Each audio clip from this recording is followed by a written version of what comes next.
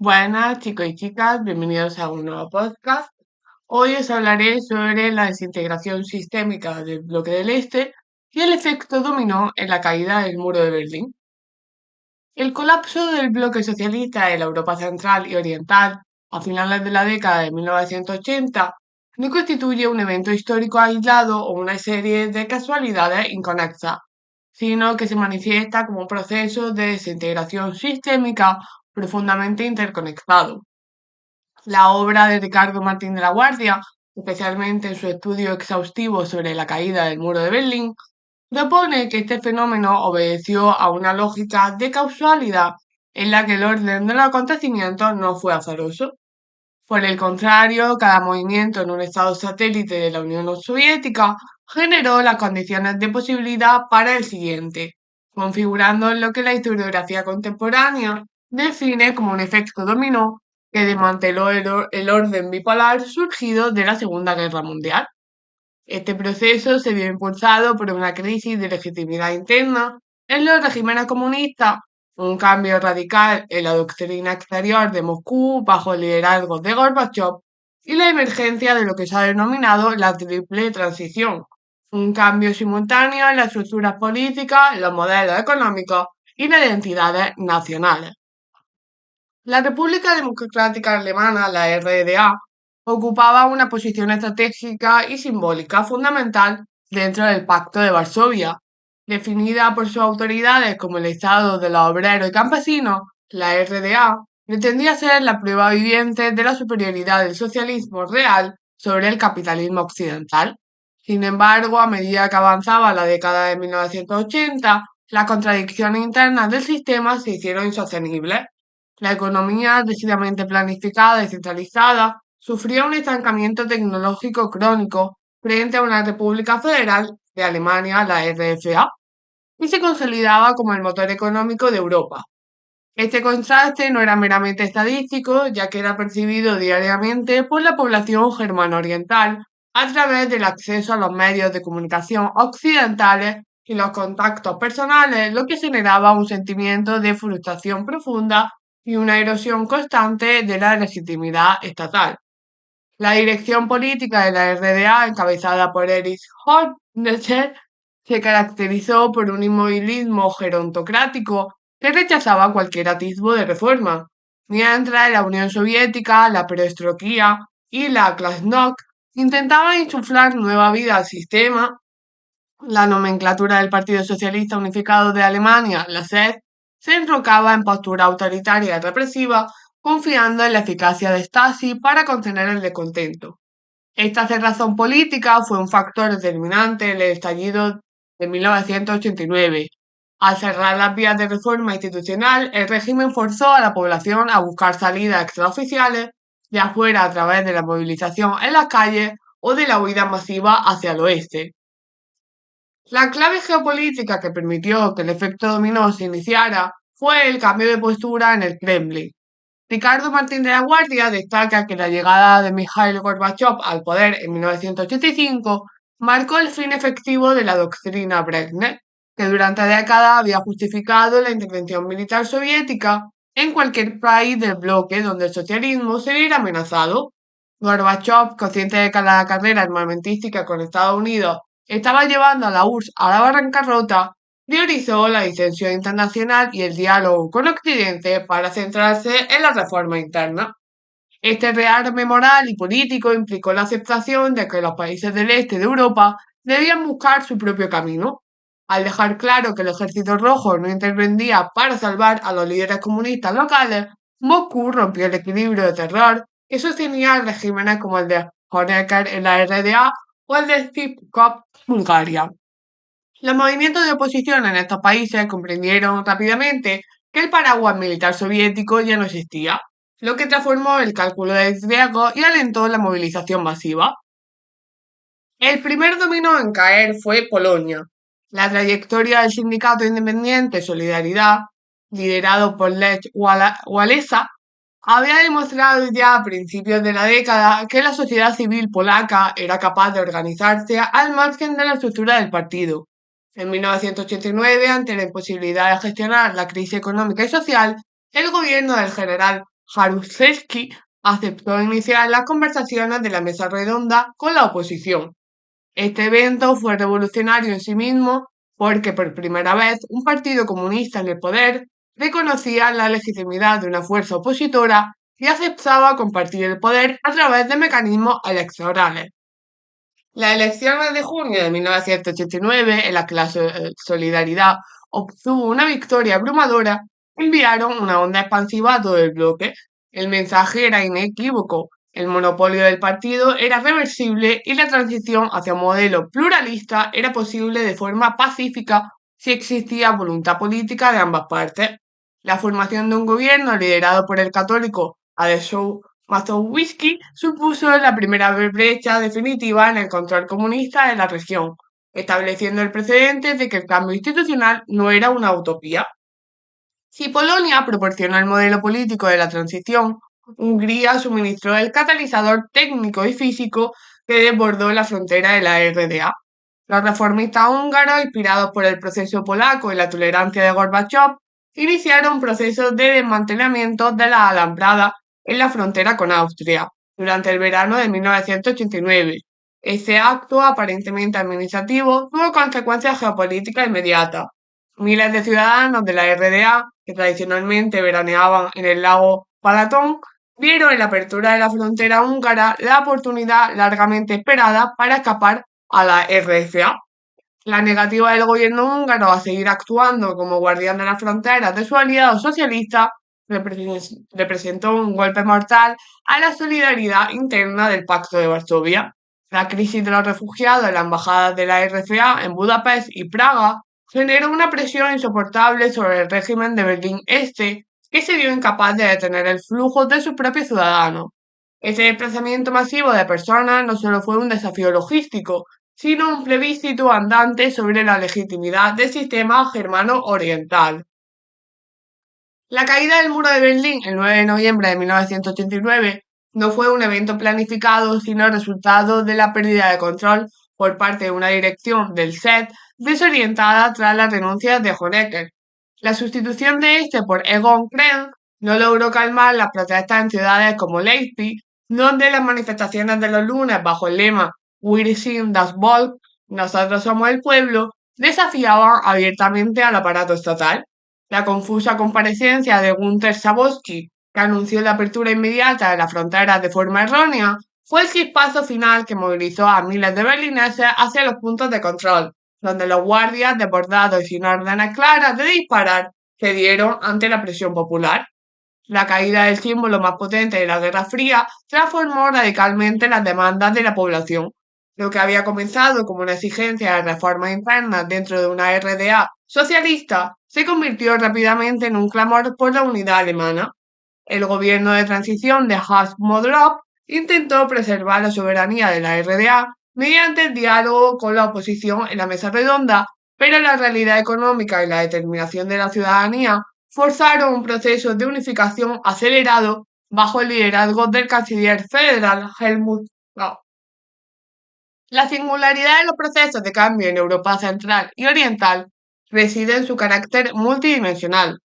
Ricardo Martín de la Guardia, citando a autores como Klaus Offe, explica que estas naciones se enfrentaron a un desafío que no tenía parangón en la historia contemporánea: la necesidad de resolver simultáneamente tres crisis estructurales que en los países occidentales se habían resuelto de forma secuencial a lo largo de décadas o siglos. La primera dimensión de este cambio fue la construcción de un sistema democrático liberal sobre las cenizas del Estado totalitario. Esto implicaba no solo la celebración de elecciones libres, sino la creación de un nuevo marco constitucional, la independencia del poder judicial y la instauración de una cultura política pluralista. En sociedades donde el partido único había controlado todos los aspectos de la vida social, esta transición requería un profundo cambio de mentalidad y la formación de nuevas élites políticas capaces de gestionar el disenso. Simultáneamente, estos países debieron desmantelar la economía de planificación centralizada para adoptar un modelo de economía social de mercado. Este proceso fue particularmente traumático debido a la obsolencia de gran parte de la industria pesada y la necesidad de privatizar miles de empresas estatales. El aumento del desempleo, la inflación inicial y la desaparición de las redes de seguridad social del socialismo real generaron un fuerte malestar social, poniendo a prueba la estabilidad de las jóvenes democracias. En la RDA, la privatización gestionada por la Treuhandschaft se convirtió en un proceso polémico que, si bien permitió la modernización, también dejó cicatrices de desindustrialización en amplias regiones del este. La tercera dimensión, y quizá la más compleja, fue la redefinición de la identidad nacional y la soberanía estatal. El autor utiliza la metáfora del efecto nevera para explicar cómo las identidades nacionales y étnicas habían sido reprimidas o congeladas durante la era soviética bajo el manto del internacionalismo proletario. Al iniciarse la democratización, estas identidades se congelaron y emergieron con una fuerza renovada, a menudo cargadas de agravios históricos y tensiones territoriales. En los países bálticos, esta transición tomó la forma de una lucha por recuperar la independencia perdida en 1939, forzando la ruptura con la propia URSS. En otros casos, como en Checoslovaquia, derivó en una separación pacífica, el divorcio de terciopelo. Sin embargo, en los Balcanes, el despertar de los nacionalismos congelados condujo a la tragedia de la desintegración de Yugoslavia, donde la superposición de las tres transiciones falló al no poder contener las pulsiones sectarias en un marco democrático sólido. Tras la caída del muro, el efecto dominó se aceleró de forma imparable. En Checoslovaquia, la revolución de terciopelo se caracterizó por su civismo y la ausencia de derramamiento de sangre. El liderazgo moral de Václav Havel y el foro cívico logró desarticular el régimen en cuestión de semanas tras las brutales represiones iniciales de las manifestaciones estudiantiles en Praga. La caída del sistema checoslovaco fue el resultado directo del cambio de equilibrio en Berlín y en Moscú. Los líderes de Praga comprendieron que estaban aislados y que la resistencia solo conduciría a un colapso más violento. En Bulgaria, el cambio fue más controlado desde el interior del propio partido. La caída de Todor Zhivkov, el líder más longevo del bloque, fue un golpe de palacio orquestado por reformistas que intentaron salvar el socialismo mediante una apertura democrática limitada. Sin embargo, la presión social desbordó rápidamente estos planes, forzando la convocatoria de elecciones libres y el fin del papel central del Partido Comunista. Rumanía representó la excepción violenta a este patrón de transiciones pacíficas. Nicolae Ceausescu, que había mantenido un régimen neoestalinista y altamente personalista, intentó reprimir la protesta iniciada en Timisoara mediante el uso masivo de la fuerza por parte de la Securitate. El estallido de una insurrección popular apoyada finalmente por el ejército culminó con la rápida ejecución del dictador y su esposa el día de Navidad de 1989. Este evento traumático marcó el final sangriento de las revoluciones de 1989, demostrando los riesgos de la cerrazón absoluta ante las demandas de cambio. Albania constituye el ejemplo más extremo de aislamiento dentro del bloque del Este. Bajo la férrea dictadura de Enver Hoxha, el país se había separado tanto de Moscú como de Pekín, refugiándose en una autarquía paranoica que sembró el territorio de cientos de miles de búnkeres. A la muerte de Hoxha en 1985, su sucesor, Ramiz Alia, heredó el país más pobre y atrasado de Europa. Aunque Alia intentó introducir reformas cosméticas para evitar el destino de sus vecinos, el efecto dominó terminó alcanzando las costas albanesas en 1990 y 91. Las manifestaciones estudiantiles y el derribo de los símbolos del régimen obligaron a la convocatoria de elecciones pluralistas. No obstante, la transición albanesa se caracterizó por una profunda inestabilidad y un éxodo masivo de ciudadanos hacia Italia a través del Adriático, huyendo de una economía colapsada que el modelo de autosuficiencia había dejado en la ruina. El proceso de unificación alemana, formalizado el 3 de octubre de 1990, fue un éxito político y diplomático, pero planteó desafíos sociales y económicos que Ricardo Martín de la Guardia analiza con detalle en su obra.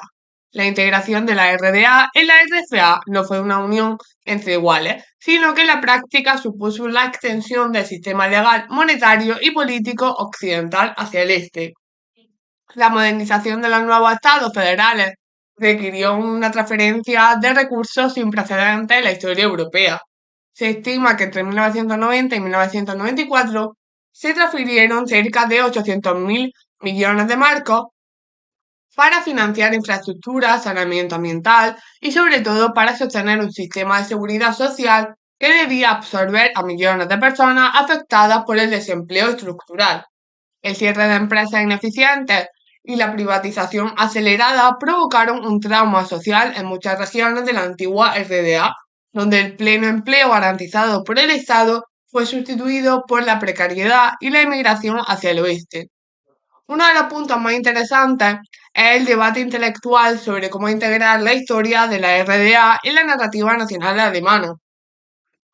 El término Rechtsstaat, Estado sin derecho, si se utiliza de forma simplista para equiparar la dictadura del ser con el tercer state, aunque se reconoce el carácter represivo y la sistémica violación de derechos civiles por parte de la Stasi, sostiene que la historia de la RDA no puede reducirse únicamente a su aparato de seguridad.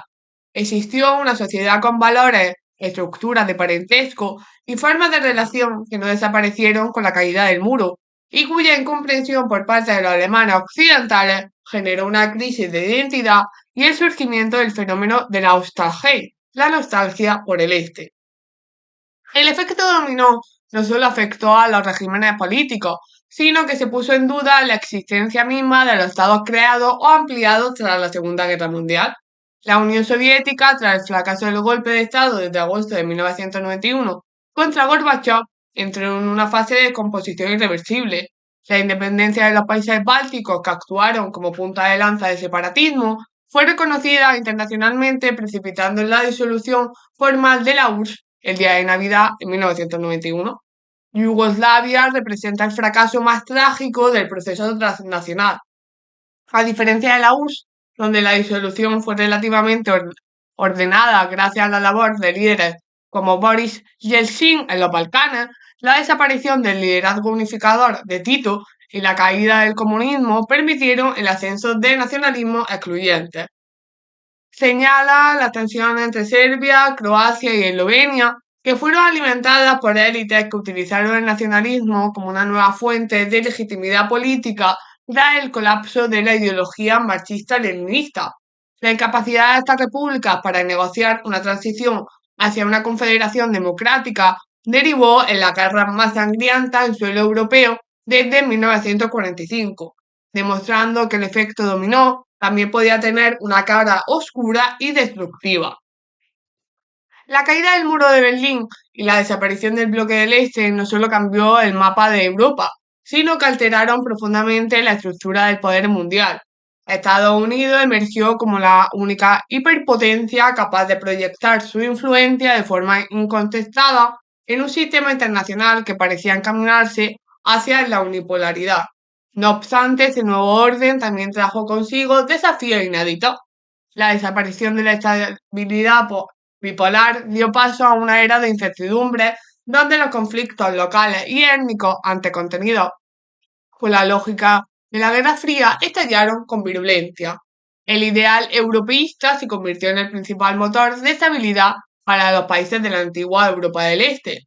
La aspiración de integrarse en la Unión Europea y en la OTAN guió las reformas políticas y económicas de la década de 1990 y principios del siglo XXI.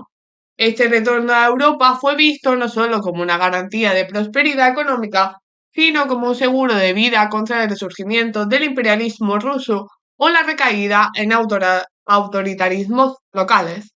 La ampliación de la Unión Europea hacia el este en 2004 y 2007 representó la culminación histórica de los procesos iniciados en 1989. Sin embargo, esta integración no ha estado exenta de tensiones.